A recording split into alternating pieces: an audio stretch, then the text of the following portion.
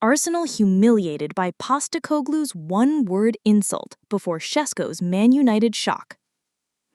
Welcome to Football Focus. Hope you're all having a great day. Before we kick off, if you love football, hit that subscribe button and give this video a thumbs up. Let's dive in.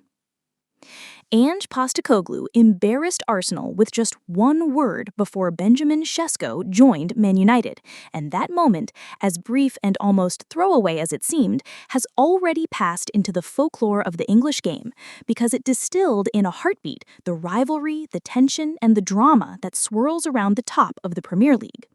It came in a casual exchange during a televised studio discussion last summer, when the Australian, then fresh out of his tenure at Tottenham Hotspur, but still enjoying the glow of having re-energized Spurs and irked the red half of North London with both results and remarks, was asked whether Arsenal were making a mistake in their approach to the Chesco situation, a saga that had gripped fans for weeks as the Gunners, desperate to add a physical, young, technically gifted striker to Mikel Arteta's evolving squad, seemed in prime position to land the Slovenian forward from RB Leipzig. But instead of offering a tactical breakdown or a diplomatic answer, Postecoglou simply leaned forward with that knowing, almost mischievous grin that Spurs fans had come to adore,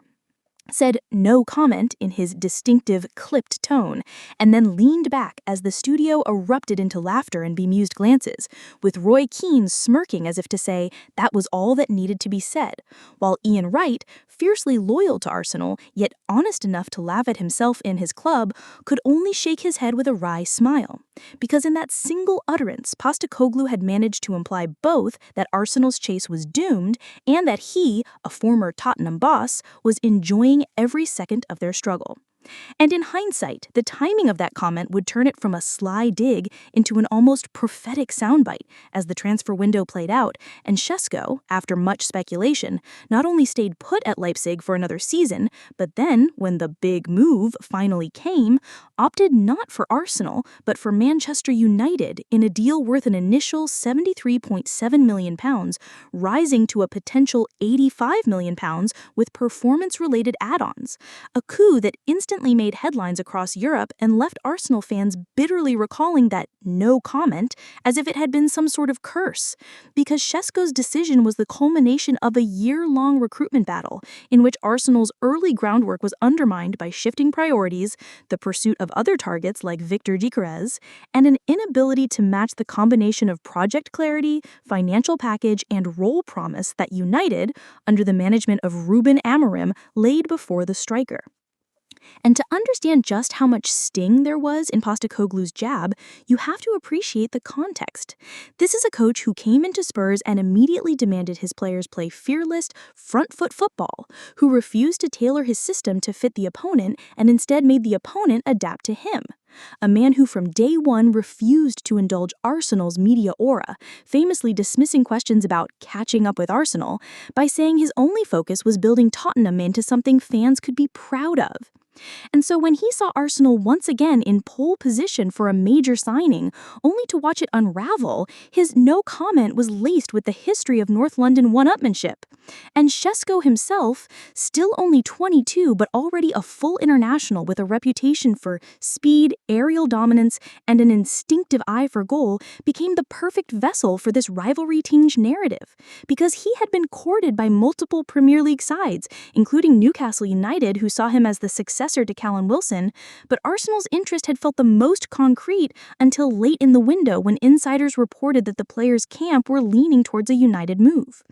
And when the deal was sealed, Chesco spoke of being honored to join one of the biggest clubs in the world and praised United's clear vision for how he would be used, explaining in his first interview that the conversations I had with the manager and with Jason, Wilcox, the United's technical director, made me feel that this is the right place for me to grow, to challenge myself in the toughest league, and to be part of a rebuild that can bring this club back to the top. while Amram himself described the signing as a statement and the kind of player who can define an era for us, with Wilcox detailing how the club had tracked Chesco for over 2 years, analyzing his output at Leipzig, his physical data, and his potential to adapt to the high-tempo, high-pressing style Amram demands, even revealing that United had engaged him with a presentation on how his movement could be maximized in their attacking structure alongside players like Matheus Cunha and Bruno Fernandes.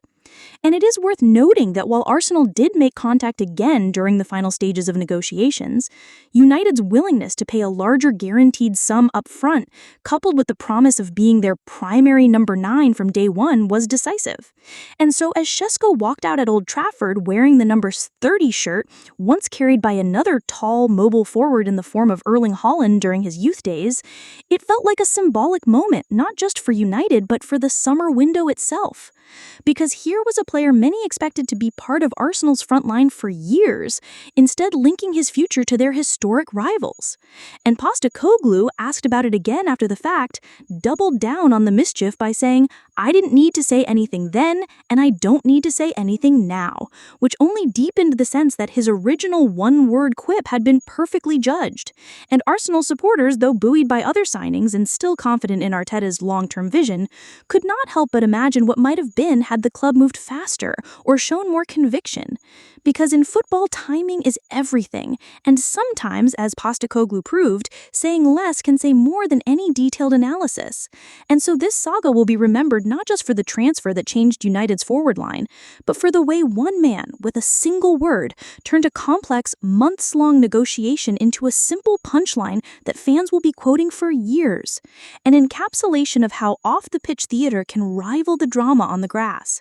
And perhaps the most delicious twist for Spurs fans is knowing that in this case, the laugh really was on Arsenal.